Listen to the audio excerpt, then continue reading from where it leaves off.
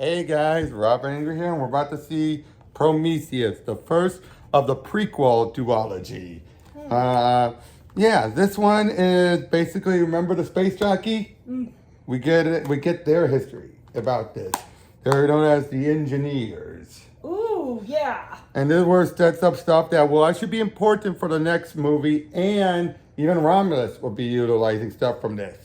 Alrighty. Yep, Well, unfortunately. it's Yep. very hard. Well, the last movie set a pretty low bar, so I'm ready for a palate cleanser. I don't know if it'll be. I hope it's a palate cleanser. Here's hoping, but we'll see you guys on the other end. Hey guys, we just finished it, and it was surprisingly good. Yeah. Yeah, you gotta go a bit more about this one since I've gone over the last ones. Yeah, basically, we're starting off on an expedition basically to find what is theorized to be the creators of humanity in this particular... Yep, there we go. Yeah, in this particular Universe. fictional universe. Yeah, it's basically, it came together based on it in universe a bunch of like different like cave paintings and like Yeah, paintings and like other like inscriptions from various ancient civilizations that had no contact with each other or were very unlikely to have contact with each other. but they all had the that exact same pointed stamp. to the same star formation and this big figure. And so the theory is that, hey, maybe this is where humanity came from. And so they've charted this expedition, or specifically, Wayland has funded it. yeah, had a nice video and everything queued up for it. Yeah, but in the end, I prefer Wayland from the AVP by the end. Yeah, same. But at first, we didn't realize that at first. Mm-hmm. You know, at first we see like, oh, nice old man being sent. We have this other corporate show basically, saying like, oh yeah, he was delusional towards the end. Mm-hmm. He was an idealist. Mm-hmm. Things like that. Yeah, or it's just like, you know how rich people tend to get a little bit contemplative when they have a lot of time on their hands. Especially when they're old. Mm-hmm.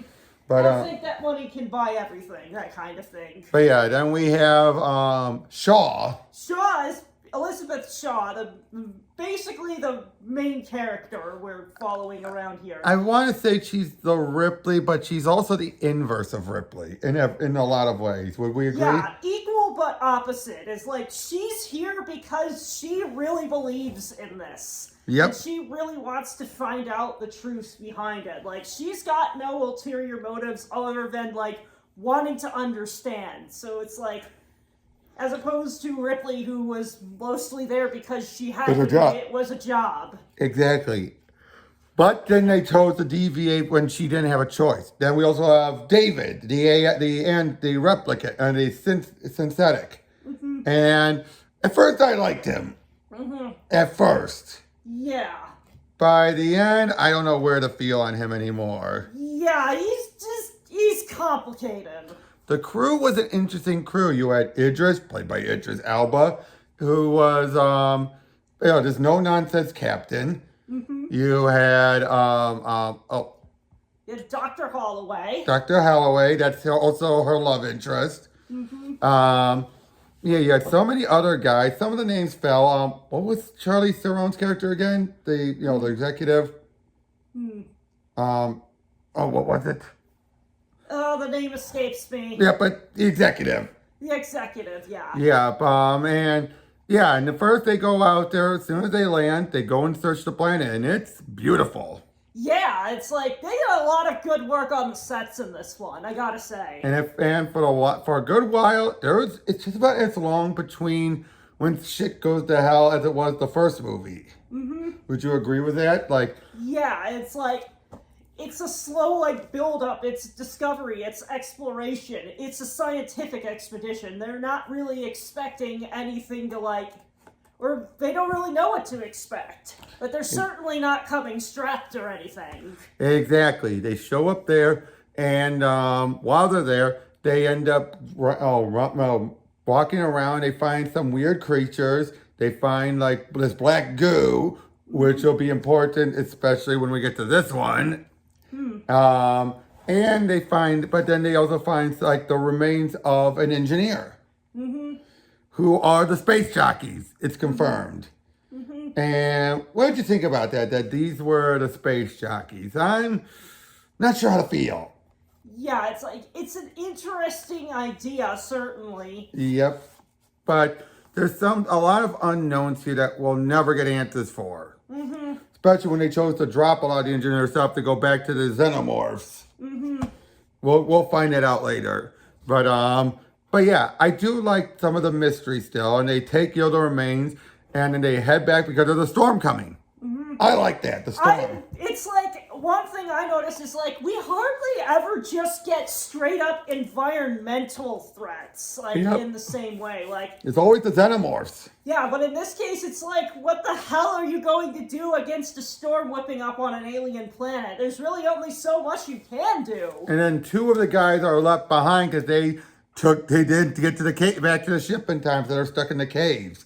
Which I like that. Yeah, that would make a lot of sense. But then you have David infecting Holloway's drink. That's when you're like, what? What? The hell, dude? And then you have some moments like Shaw saying how she can't have kids, but she wants, she can't create life. Stuff like that where you're like, ooh. Yeah, I thought that was like a really good moment of bonding between her and Holloway. But given how the Alien franchise, you knew if you're ever anything that deals with pregnancy at all, given what we're known for. Yeah. And I called it, didn't I? Yeah. But and as time's going on, Holloway's more and more falling apart, literally. And at the same time, 2 of the guys get killed off gruesomely. Yeah, of course, they have no idea. They have no idea at first. And though they're coming there, like, let's go find them. And David's like, I'm going to go check out where we found the engineer, see if there's a way in. You guys look for the other guys. And they do, and it gets bad. And then they get Holloway back. And then the executive is she's the one making the Ripley decision. And would you say she was wrong?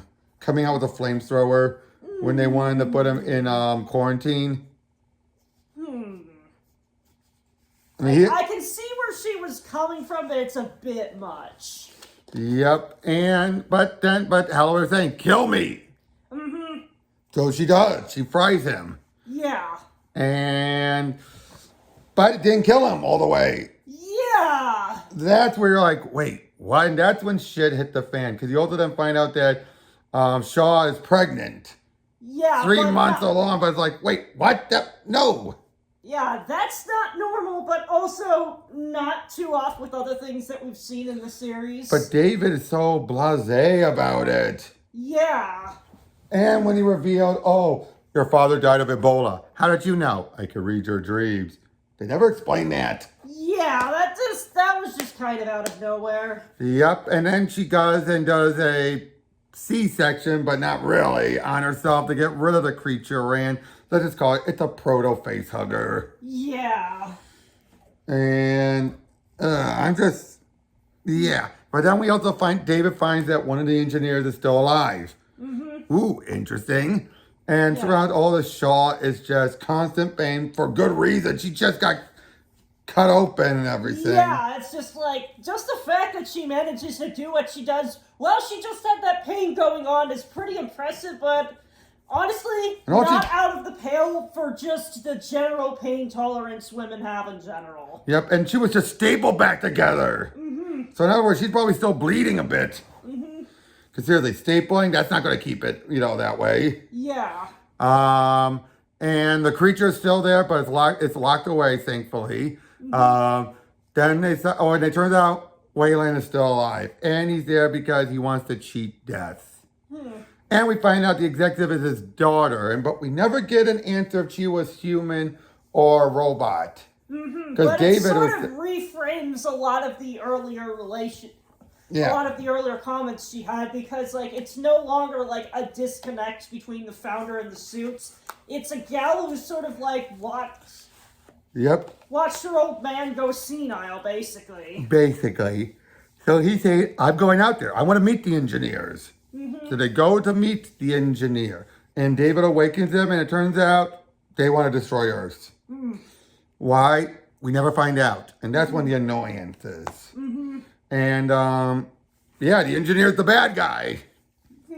Which I'm not that surprised, given the context of everything else. And I guess this more goes into the context of the space jockey was there to deliver those xenomorph eggs. Yeah, that would be the assumption, yeah, since it was sort of assumed, sort of like figured out that, yeah, the reason why this was out in the middle of freaking nowhere is that it was a weapons facility, that they were developing stuff that they wanted to keep well and away from everyone else, but that ended up kind of turning on them instead. Yep. Sorry. Then, but then it also raises some other questions, because we definitely see the big ship, the big council and everything, and basically the ship is the derelict ship. Ready to take off. It has a suit, and I can't but wonder, was what seemed fossilized really just how that metal of theirs corrodes? I don't know. I hope it's not. It's left ambiguous. Yep, but there is one thing that still bothers me. It's made very clear that ship, that derelict ship from LV-426 was there for thousands of years. That really throws into question some of the prequelness of this, and there's only 30 years beforehand. But we then have the awesome moment of Idris and the others deciding to ram the ship before it heads off to Earth. And that was awesome, wasn't it? Yeah, it was. Because it's just like, what else are you going to realistically do to You don't have oppose weapons. this thing when you don't have weapons? You just have the mass of the ship and the momentum, which is They set up. absolutely the kind of solution that the scientists would come up with. Hands in the air, boys! And yeah, they sacrificed themselves. And then we got the meme. Oh yes, it was the one thing that I remembered about this movie, the Prometheus school of running away from things. Run away! It's like, Do it on a 90-degree angle, damn it! and while Shaw does it, the executive does not. Squash. But then the engineer comes back for her, but what does she do? She sticks the proto facehugger on him. Kills him, basically, and the creature dies too. And she goes back to David, who said, I can make a new ship. And she says, I want to go to where they're from.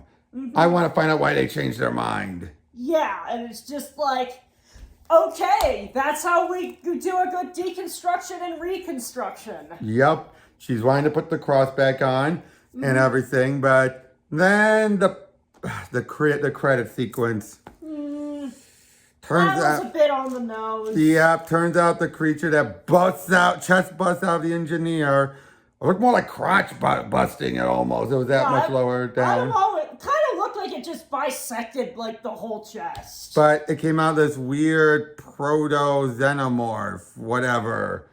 A little on the nose. Yeah. But overall, I liked it. I Now, liked it a lot. It developed a lot more of the context of the universe that this exists in. definitely gave us more about the space jockeys, which I appreciate.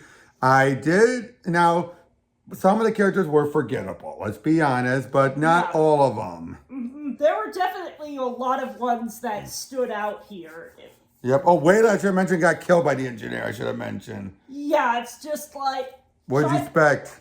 Yeah, that's not really surprising. Yep, and he was an old man. It was gonna happen anyway. Yep, but anyway, overall though, this was interesting. It was different.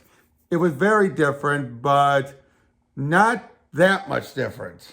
Yeah, or it's just like, the spirit is largely the same, and I think that's what's really important Yes. that you're missing in a couple of these movies. Yeah, and we have not had the spirit since the third one. Yeah. That's why I'm saying that this is definitely beneath the third one, but above AVP. Which is then, of course, above 4 and way above Requiem. Requiem is like bottom. But this definitely felt like a return to form.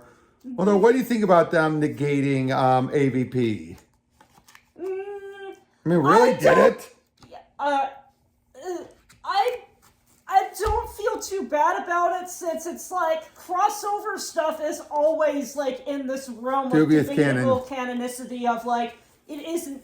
It's basically, it's canon until it isn't. Like, I'm not too butthurt about something like that just because I reasonably understand how these things get developed. Very much so. Very much so. But again, It's like, I might have liked it better, but it's like, it's not like they were like... you're not going to lose sleep over it not being canon.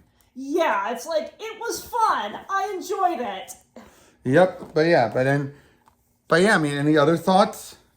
Yeah, I think that I'm definitely looking forward to seeing the other part of this duology tomorrow, though. Yep, definitely tomorrow. I am starting to get tired. AVP2 definitely, like, took a lot Yeah. of, like, mental energy and stuff. That was unfortunately. so painful.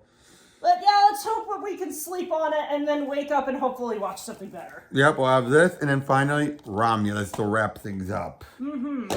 But yep, until then, this is Robert and Ingrid, and we'll be seeing you on the next one.